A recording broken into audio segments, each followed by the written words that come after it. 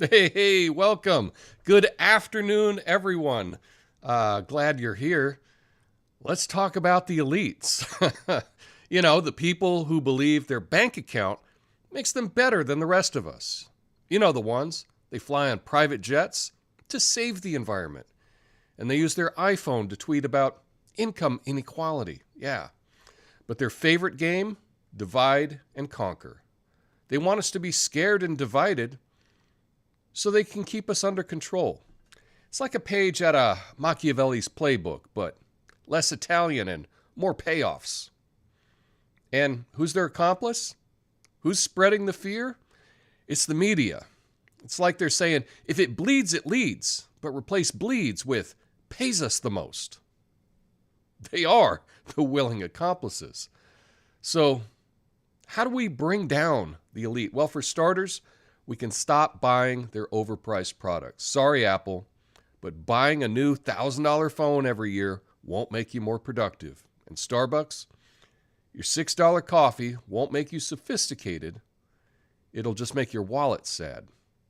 And let's stop getting all worked up over everything on social media. It's trolls and fake news. Is it really worth getting upset over a plastic potato's gender? I don't think so. Let's stick to what really matters, folks. Let's stick together. Lots of us believe everything we're told without questioning it. But if we seek the truth and we stay together, we can accomplish anything. Except maybe getting politicians to represent the people instead of the billionaires. But we can dream. Thanks for joining me today. Man, it is weird times, and I appreciate having someone to share it with. My name's Tom Coffee. This is the Coffee and Nuance Show, the best censored commentary and news show live right now. Flame on.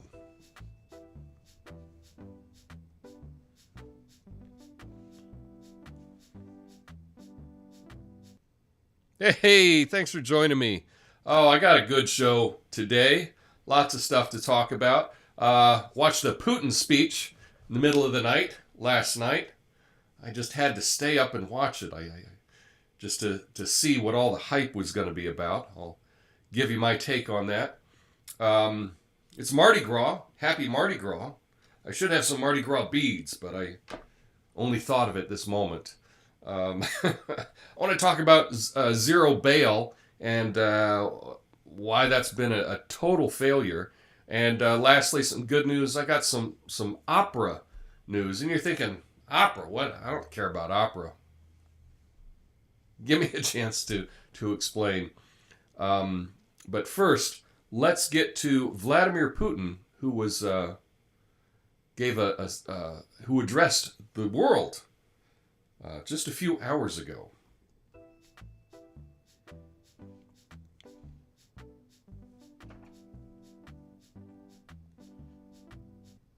All right.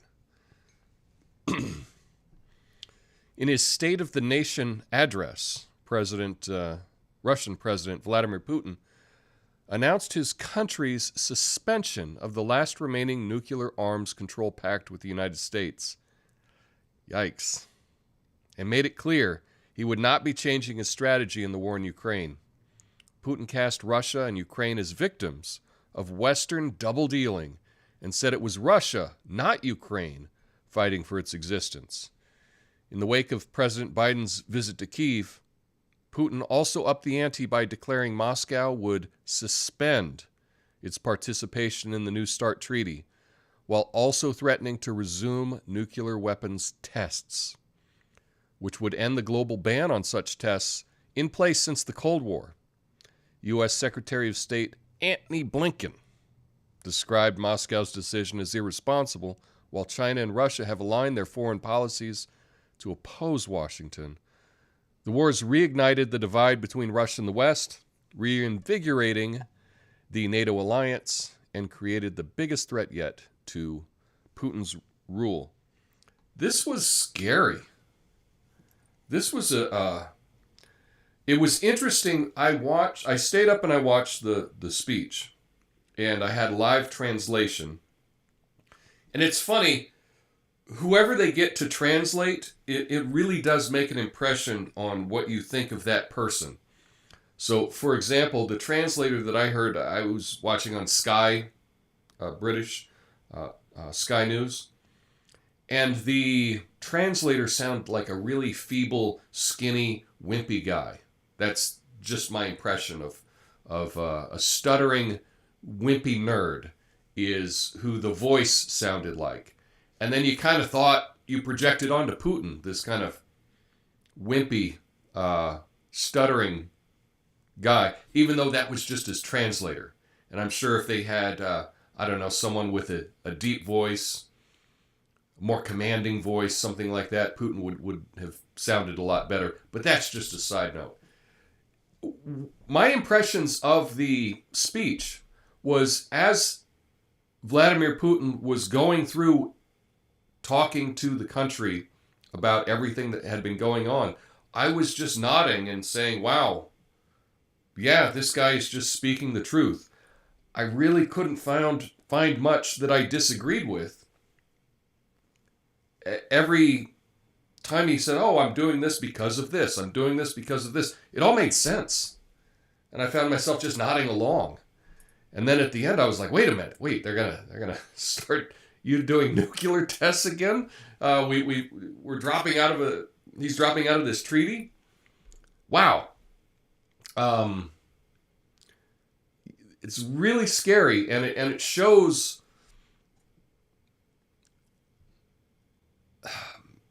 Man, I just don't even know what to think, because yesterday I really complained about Biden going to Ukraine. I thought that was a terrible move, and it looks like they're just upping the ante and they're just pushing Putin to do all of this.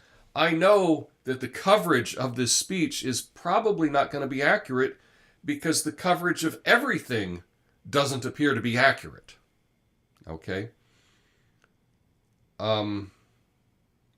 So you can go check out the speech for yourself. I know not many people are going to want to watch an hour-long speech in a foreign language, but it is an example that you can see something for your own eyes, and then you can see how it's reported, and you can see how those don't even seem to be in the same world. Because what I'm seeing so far in the news this morning does not really reflect the speech that I watched last night.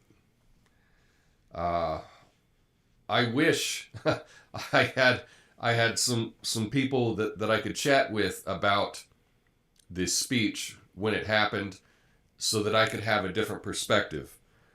I just found myself nodding along, and here I am repeating that again. So that's the new. That's the big news today. Russia pulled out a START, and that's freaking scary. That's scary, and there's no winners in nuclear war, and anyone that's pushing the world toward nuclear war, I just want to curse at you, and you're everything that's wrong with everything. Yeah, I just want to curse. I'm actually stumped. I don't know anything else to say about this. I'll talk to you in the after show about that. I'll read your comments and get your feedback. I appreciate that. But let's get on to something a little bit more fun, and that is Mardi Gras.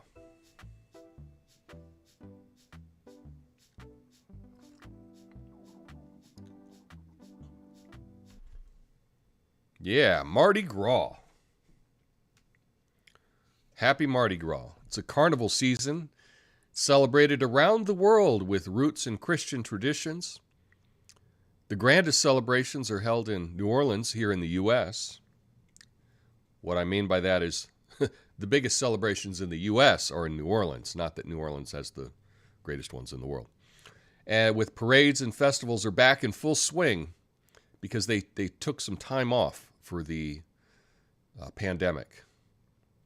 And it's followed by Ash Wednesday, which is the start of Christian Lent.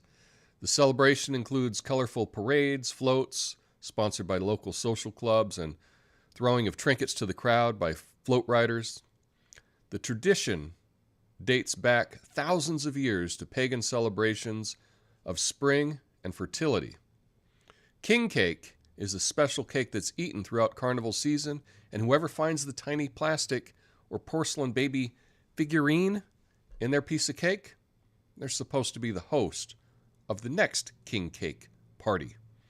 So I don't know if you've had that, or have you got some king cake yet today? That's something fun that you can do when you're out on the town. Is anyone doing anything for Mardi Gras? Are you doing anything? Is anyone going out? I'm probably not going out. Downtown's gotten a little crazy. Not really a club guy, but perhaps maybe I can have a tiki drink somewhere and celebrate Mardi Gras. One last one before Lent comes in, and who knows? Maybe I'll give up something for Lent. If anyone does that, or is anyone giving up anything for Lent, let me know and I'll check that out in the after show. Let's get to this next study that probably won't shock you. Probably won't shock you at all.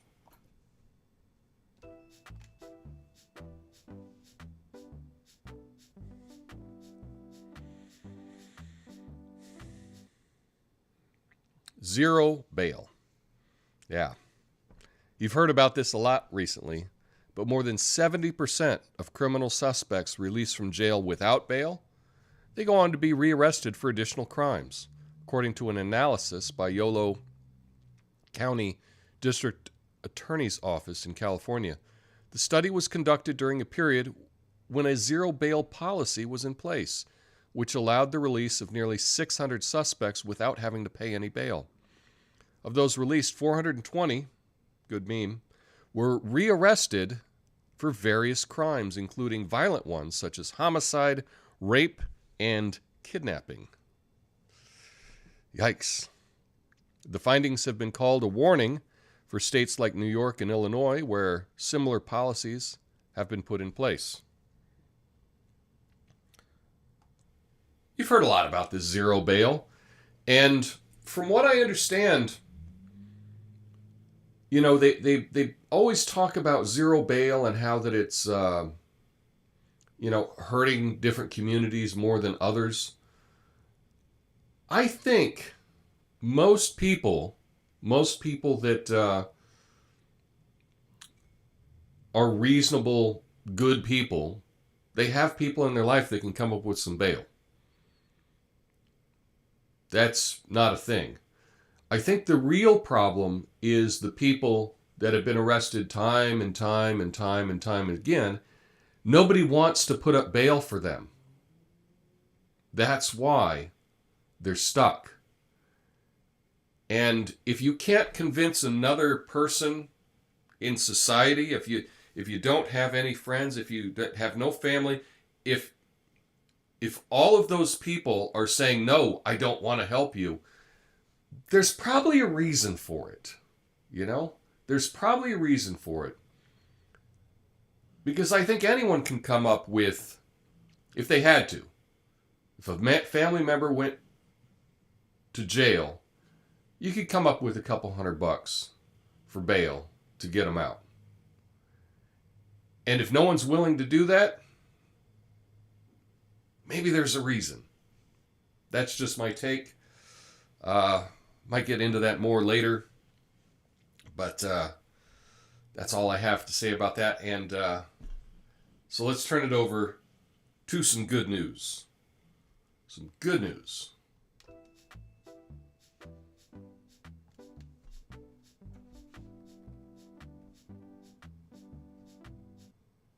Yeah. La Scala, one of the world's most famous opera houses, is now broadcasting performances online with pay-per-view online television channel lascala.tv. Subscribers can live stream 7 operas, 9 concerts, and 3 ballets per year, and access pre-recorded shows, documentaries, and special content. Prices are like $3 to $12, depending on what they have. The initiative's the brainchild of Dominique Meyer and is following the example of the Metropolitan Opera in New York and the Royal Opera House in London. Meyer hopes to win the hearts of opera lovers across the world with this initiative, and the next live stream of La Corsaire is set to take place on March 1st. So that is kind of cool. And why is this good news? Well, opera's become really expensive. I don't know if you've tried to go to the opera recently, but wow, it has gotten expensive. And I know that these cultural events are good for kids to see. It's good to take them to, but if you can't do that, if you can pay $3 and live stream one, I think that would be a great cultural event for the kids. You know, you could set up the living room. Say we're going to the opera, you could get dressed up and bring the kids out to the couch and wear some fancy duds and watch this. I know they've set this up so the performances, they have 9 different live cameras that they're switching between. I think it's really high production. So that's kind of a cool thing. And that's an opportunity that available today that, wow, that was not available when I was a kid. We couldn't just live stream an opera. And I think that really opens up things to the world. And it really does make things more accessible, right? We talk about equity all this time. Well, now, one of the greatest opera houses in the world is putting out their shows to be able to be seen worldwide for a couple of bucks. I think that's good news. Even if you're not an opera person, you should watch one opera a year, right? You should at least see one. That's my take, but that's just me. Maybe, I don't know. Maybe that's just how I was raised. I always had, there was opera playing on Sundays at my house as a kid growing up. So maybe that's why I feel a little more affinity to it than you may. But just the fact that you could check out an opera for a couple bucks live, I think that's really special. So that's all I have today. Stick around for the after show where I will go through your comments. That means a bunch. I'll click 50 likes. Honestly, I'm hoping for 50 views today. So yeah, that is what it is. But stick around for the after show, and I hope you all are having a fantastic day. Talk to you soon. Peace.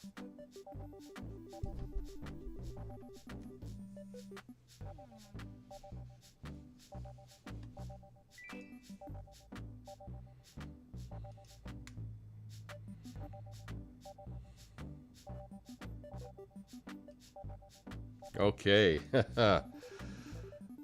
My goodness. Okay. So, did get a 0. Interesting. Got a comment on Odyssey, but I don't really understand it. So thanks, Moots, for, I guess, tipping 1 credit. Not a whole lot of people watch over in Odyssey, so I'm still learning how that works. Duggo was asking, if I were to watch only one opera this year, which opera would it be? I need to actually look up and see what is being performed this year, and I will say that I will do that for tomorrow in the after show. I will mention an upcoming opera that I would want to see. So I haven't checked out the schedule of this yet or other live streaming schedules, so I'll check that out. And I'll let you know tomorrow in the after show for that. But we got a lot of people over on YouTube. I'm so glad everyone's over there. What I did yesterday was the last 2 days. Normally, I don't really understand how the YouTube thing works. but I would stream the show, and then it would sit there live, and then it would be put up 12 hours later. But if I could go in and cut out just the countdown at the beginning, it goes up immediately, which is probably better. But then the likes and the comments aren't on the re-upload of it. I don't know. The whole thing's kind of weird. But I did get it so that your comments, the live comments, will be in the new video, just not the likes and, if that makes sense. But also yesterday, I think I may have gotten more people that watched it on Rumble, not live, but watched it on Rumble later, although not many people hit the like at all. Looks like I got like 60 views, which is pretty cool. Let's check this out. Diet Sprite made it just in time. Nice to see you, Diet Sprite. Miranda K's here. Hello. Flame on. That is right. I love seeing the flames in the chat. Mahalo. What's up? I have felt for years that local news is like vampires feeding off the fear of the public. Often that is the case, Miranda. I would agree. War of the Vlads. You know, I never even thought of that, but they're both named Vlad. Putin and Zelensky. How could I have not have thought of that before? Wow. Dangerous to claim to make at the same time. It is a dangerous claim, but whatever. What, who cares? I think Putin cares about his people more than Biden cares about us. I may be wrong, but that's the indication that I get. That is from Natasha. That's what it seems like. It seems like when you watch Putin talk, it really seems like he cares. He could be a really good actor, right? Who knows? I don't know. But he seems like he cares, and his actions seem to support that of his country, that his borders are important, and Biden doesn't think our border's very important. And Biden went to over to Ukraine rather than to Ohio, where we got a huge disaster going on right now. And so, yeah, it does really give the impression, I agree with that. Fat Tuesday, Mardi Gras. That is correct.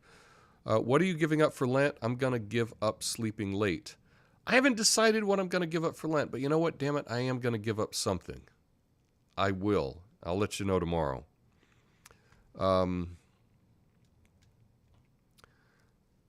Miranda gave up meat for Lent 10 years ago. Crab cake is gross, not fun, says Tobias. King cake. I'm sorry. King cake is gross, not fun. It's not a great cake. It is kind of fun that there could be a little figurine inside. Natasha went to a Mardi Gras at her favorite tiki bar in Arlington, Texas, called Four Kahunas. I don't think I've ever been to Four Kahunas. I don't think it was around when I lived in Texas, in the Metroplex then. But that sounds fun. I never took meat back. Okay.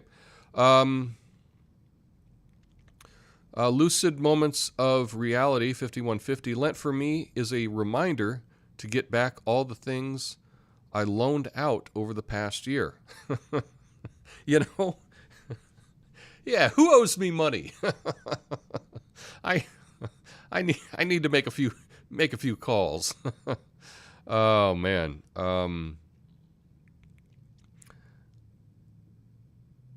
Natasha says I had a boss who would tell us to call if we needed bail. That's good.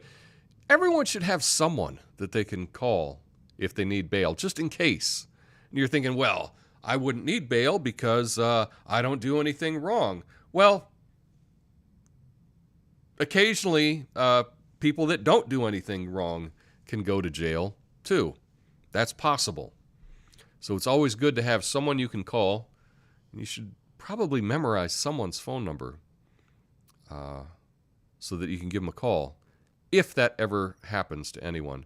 Is TSA hiring that many people that get arrested that often that a boss would even feel the need to say that? Not sure what that's in relate. Obviously, I can't keep up with every single comment here. Wow.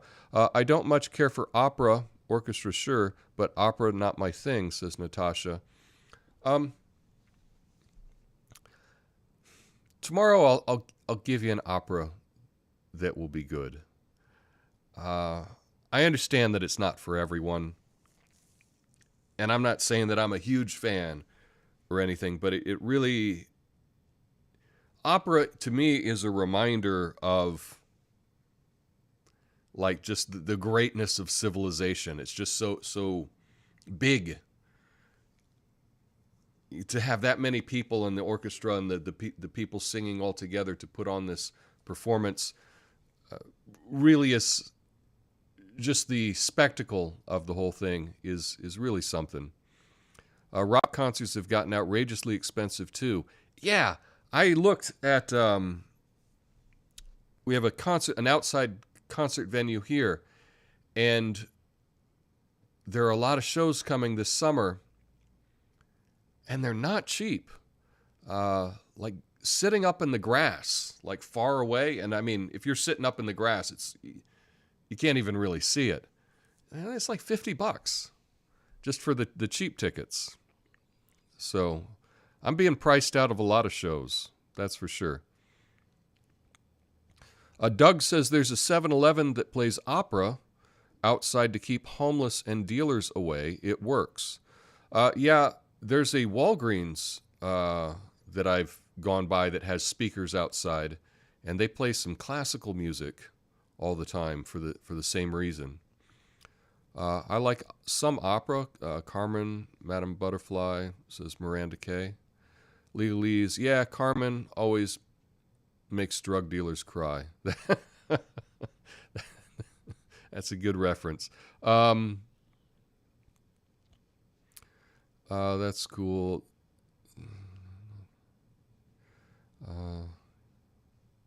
Watched a translated Putin speech recently, and was impressed. Yeah, I think he has pretty good speeches. I want to make clear that I am not endorsing Putin or anything like that, or that I'm saying he's great, or that, let's just be clear about all that. But